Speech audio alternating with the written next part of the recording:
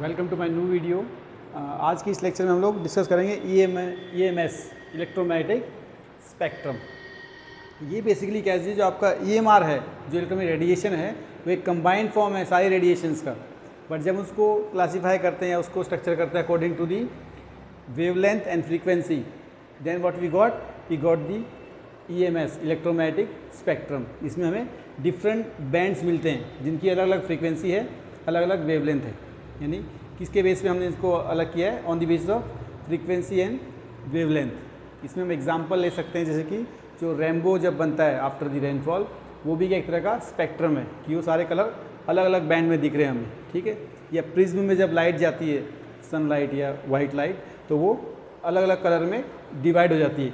That is also kind of spectrum. यानी जब हम रेडिएशन को वेवलेंथ और फ्रीक्वेंसी के बेस पे अरेंज करते हैं, it will become the electromagnetic spectrum. तो आप इसमें देख सकते हैं कि जो इस साइड जो आपकी रेज हैं, ये सारी क्या हैं? आपकी हाई फ्रीक्वेंसी रेज हैं, जैसे कि आपकी gamma rays, X rays, ultra violet. और इस तरफ आपकी जो है लो फ्रीक्वेंसी वेव्स, आपकी इंफ्रारेड, माइक्रोवेव, रेडियो। और बीच में आपका विजिबल स्पेक्ट्रम, जिसमें कि आपकी ह्यूमन आइज़ जो हैं देख सकती हैं। This is called visible spectrum, ठीक है। इसको हम 0.4 से 0.7 माइक्रोमीटर्स मानते हैं, ठीक है। या फिर हम इसको अदर वर्ड में 400 नैनोमीटर से 700 नैनोमीटर भी मानते हैं, ठीक है। It is 0.4 micrometre and this is 0.7 micrometre. तो इसमें बेसिकली क्या हम इसमें चीज़ें देखते हैं कि जो गैमा रेज हैं, एक्स रेज है, अल्ट्रा वायलेट रेज हैं, ये सारी कैसी है? हाई फ्रीक्वेंसी वेव्स हैं। और इसमें एनर्जी बहुत हाई है, फ्रीक्वेंसी भी हाई है, इसलिए एनर्जी भी बहुत हाई है।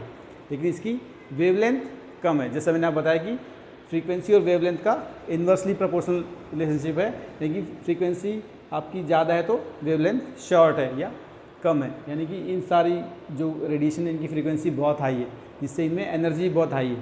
तो ये सारी हार्मफुल हैं ह्यूमन बींग्स के लिए। तो इसलिए आपकी ये जो रेज हैं, ये जो आपकी रेडिएशंस हैं, ये अपर एटमॉस्फेयर में, या जो एक एटमॉस्फेयर हमारा फिल्टर का काम करता है, तो अल्ट्रा वायलेट डिफरेंट जो हार्मफुल रेज हैं उसको एब्जॉर्व कर लेता है, ठीक है। हमारे यहाँ पे आपको मैक्सिमम जो है विजिबल लाइट ही जो है अराइव होती है। उसका जो माइक्रोमीटर में हम जो स्केल देखते हैं, it is the 0.4 micrometre to 0.7 micrometre. इसका आप एग्जांपल देख सकते हैं कि ये क्यों आपके लिए हार्मफुल। हम इसको यूज़ करते हैं, हम इसको एक्टिव रिमोट सेंसिंग कहें, या उसमें डिफरेंट जो आपके मेडिकल डिवाइसेस हैं, हम उसमें एक्सरेज यूज़ करते हैं। तो आप देखते हो कि एक्सरे के लिए हम लोग बिल्कुल एक फ्रैक्शन ऑफ सेकंड के लिए वो आपके बॉडी पर एक्सरे इमिट करते हैं और तुरंत आपको हटने के लिए कहते हैं, क्योंकि वो आपकी ऐसी है कार्सोजेनिक रेज हैं। अगर आप ज़्यादा देर तक एक्सरे के कांटेक्ट में रहेंगे तो आपकी बॉडी में कैंसर वो कॉज कर सकती है। इसलिए एक्सरेज जो है वो, क्योंकि वो हाई फ्रीक्वेंसी वेव्स है, हाई उसके अंदर एनर्जी है, ठीक है। ये हम लोग यूज़ करते हैं मेडिकल जब हम डायग्नोस करवाते हैं। इवन अल्ट्रासाउंड भी हम लोग यूज़ करते हैं जब हम अल्ट्रासाउंड कराते हैं पेट का, तो वो भी हम ज़्यादा बार बार अल्ट्रासाउंड कराते हैं तो हमारी किडनी को डैमेज कर सकती है, क्योंकि उनकी भी फ्रीक्वेंसी हाई है, उनमें एनर्जी हाई होती है। इसलिए आप देखते हो जो प्रेगनेंसी में भी जब डॉक्टर एडवाइस करते हैं, वो 3 बार ही आपको अल्ट्रासाउंड एडवाइस करते हैं, क्योंकि ये सारी जो रेडिएशन है ये हाई फ्रीक्वेंसी है, इसमें एनर्जी हाई है। जबकि आप अदर हैंड में देखो तो जो इंफ्रारेड है, जो माइक्रोवेव है, जो रेडियो है, इसमें फ्रीक्वेंसी लो है, लेकिन इसकी वेवलेंथ ज़्यादा है। और जो आपका विजिबल स्पेक्ट्रम, उसमें आप कलर जो आप देख रहे हैं, जैसे ब्लू, ग्रीन, रेड, RGB हम इसको बोलते हैं, जो कि आपके ट्रू कलर्स हैं, बाई कलर इनके मिक्सिंग से बनते हैं। तो आप देखो इस तरफ भी क्या है, आपका ब्लू क्या है? फ्रीक्वेंसी ज़्यादा है, ठीक। ग्रीन की मॉडरेट और रेड की बहुत क्या है? वेवलेंथ ज़्यादा है, फ्रीक्वेंसी कम है। तो आपको इसमें एक चीज़ नोट की होगी, जो आपका दिन में आपको स्काई ब्लू दिखता है, जो सन से रेडिएशन आती है दिन में, तो आपको स्काई ब्लू कलर दिखेगा, क्योंकि ब्लू कलर की क्या होती है? फ्रीक्वेंसी ज़्यादा होती है। तो इसलिए जिसकी फ्रीक्वेंसी ज़्यादा है वो कलर स्कैटर ज़्यादा होता है।